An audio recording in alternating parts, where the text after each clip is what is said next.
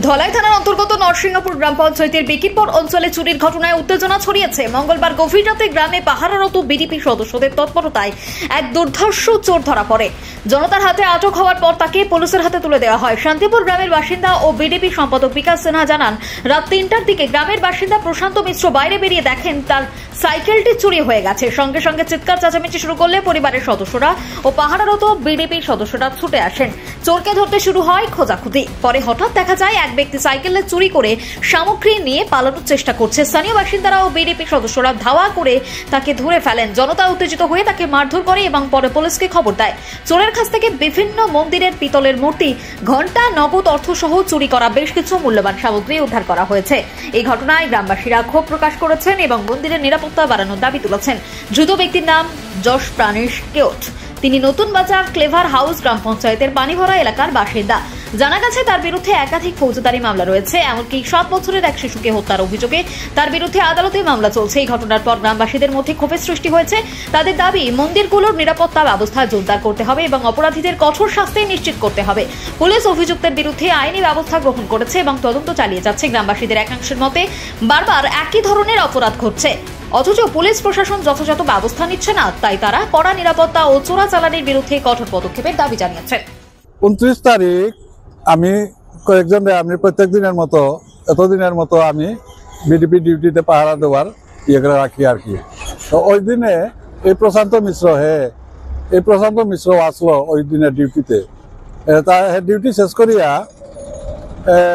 প্রায় 3টার সময় ঘরে ঢুকবার সময় পেশাব করার গিয়া দেখে সাইকেলটা যে রাখছে এই সাইকেলটা তার চোখে পড়ছে না, নাই। ওই সময় চিল্লাইছে, চিল্লানি মানে কিটা তার ঘরের মানুষে উঠাইছে আর কি। উঠাইলে পরে তার ওয়াইফ বার হয়েছে আর তার মা বার হয়েছে। তারা বাড়ি হইয়া পড়িয়া তারা সাইকেলটা খোঁজাখুঁজি করেন। এমন সময় প্রশান্ত মিশ্র একদম রাস্তার লাগা এরকমের ঘর আর কি।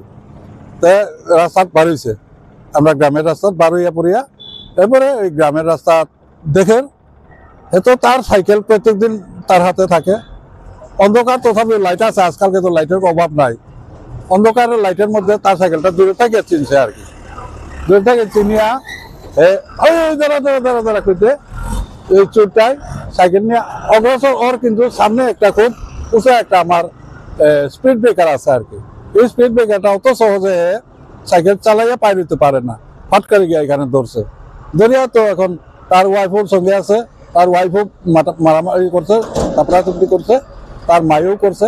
এরকম করে তার ধরিয়া এরপর চিল্লামিলি আরম্ভ হইলো। চিল্লামিলি আশেপাশের মানুষ বার হয়েছে, উঠছে, উঠিয়া বাজারি মাইর আরম্ভ হয়েছে।